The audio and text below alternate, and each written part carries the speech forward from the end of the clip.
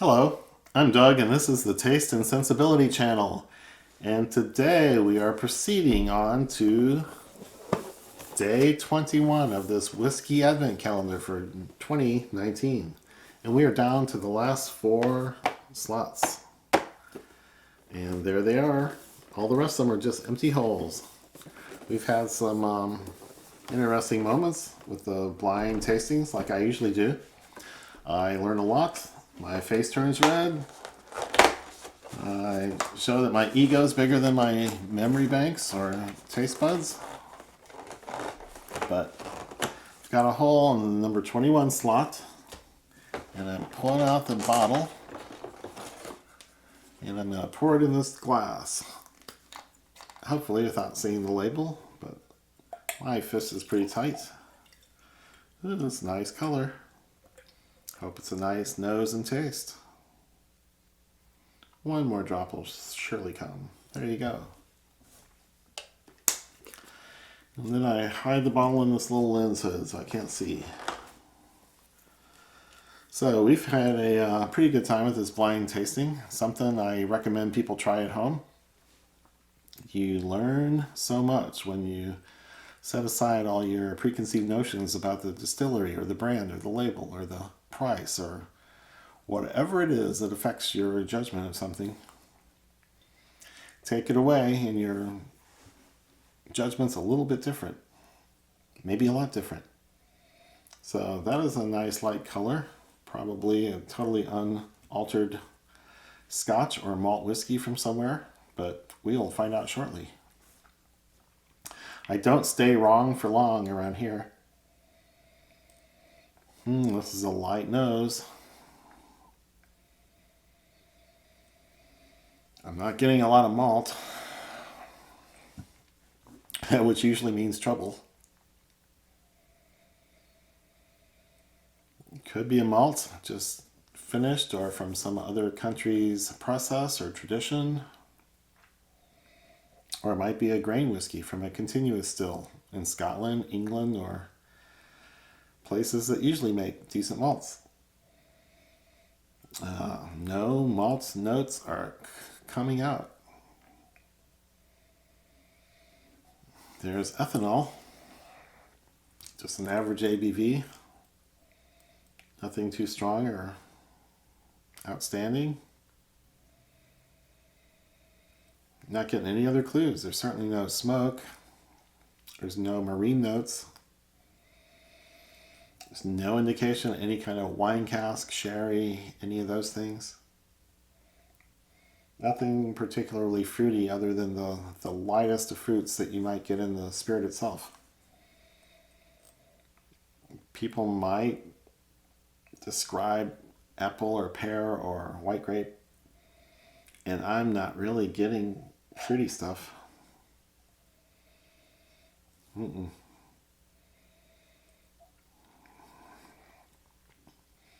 Apple peel might be the strongest thing, and that's easily imagined. When I go back and go back and go back, I can't really verify that. So, this might be something interesting or different. And since I've gotten 0 notes on the nose, it's probably time to drink.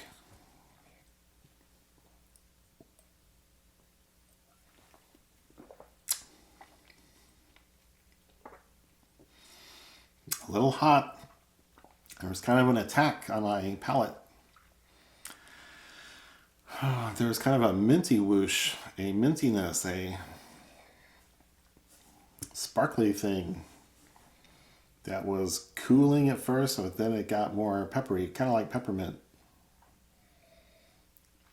But very little flavor on the palate and very little finish.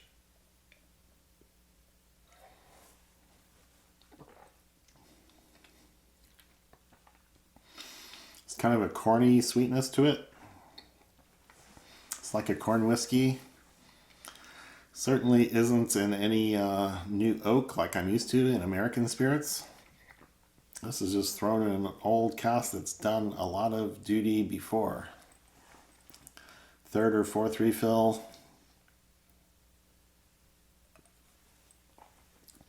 Yeah, I think it's a grain whiskey. It's been aged some in a tired old cask that doesn't interact a lot. So there's kind of a graininess and a corniness to it.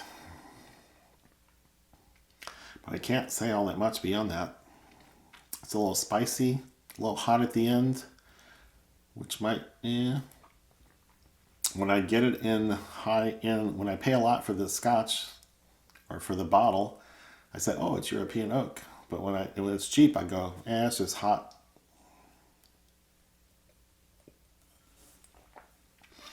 Sometimes in American whiskeys, you can say, oh, it's rye spice. But here, I think it's just hot. So it's an inoffensive grain whiskey.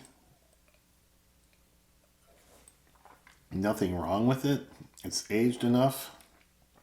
Probably 4 or 5 years or 6 years or maybe more. Maybe somebody put a fancy label on it. So it's pleasant and it's not too hot to drink. You can sip on this and enjoy it.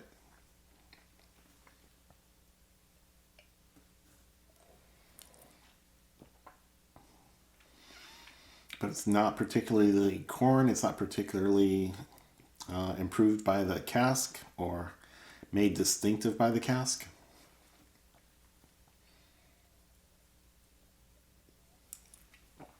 I'm getting the feel it's just a grain whiskey that's old enough to drink, or old enough to enjoy, old enough to not offend anybody. I'm going to do a little water.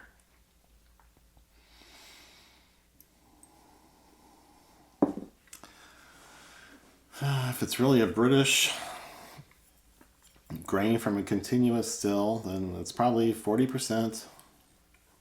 Maybe it's an independent bottling or more elevated treatment of it that might have a higher proof.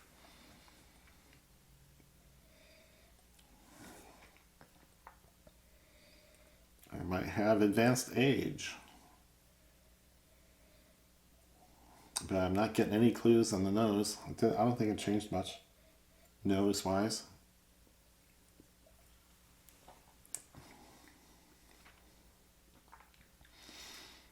It took one step in the malt direction after adding the water. But otherwise, it's a nondescript, grainy, corny, tight palate without a lot of cask influence. The cask didn't contribute anything taste-wise. Is what I'm trying to say.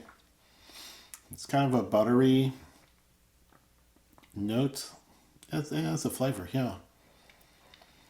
So that's pleasant and nice. It's got the lightness of an Irish whiskey, but it doesn't have any of the maltiness. I don't really detect barley. So it could be a super light Irish or some grain whiskey from the UK, from those continuous stills that just go all the time.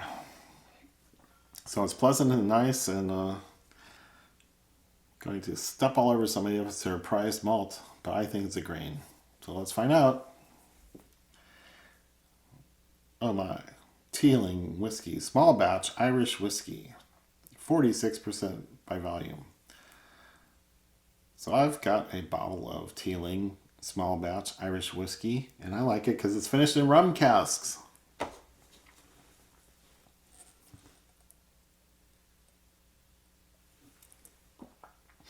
And I always admire the sweetness, and I'm not getting that here. So I might be confused about the exact expression. So it's a small craft distillery? No. Yeah, it is. It's their own distillery. It's not actually made by Middleton or the other big guys. And I'm remembering mine is finished in rum casks. And I really I pick up that rum note and get that. I'm not sure I get it here.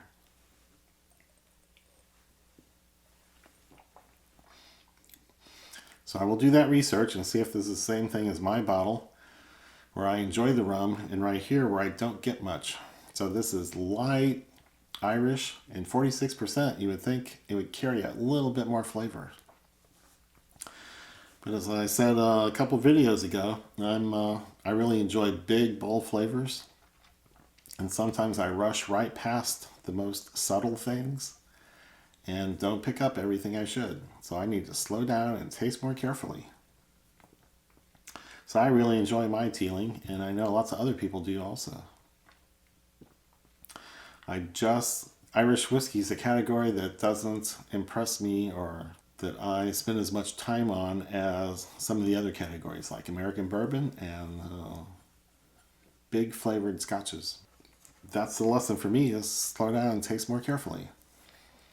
And I'm requesting of you that you like the video and leave a question or comment and subscribe to the channel and click on that bell to get notified when the new videos come out, usually Mondays and Thursdays most of the year.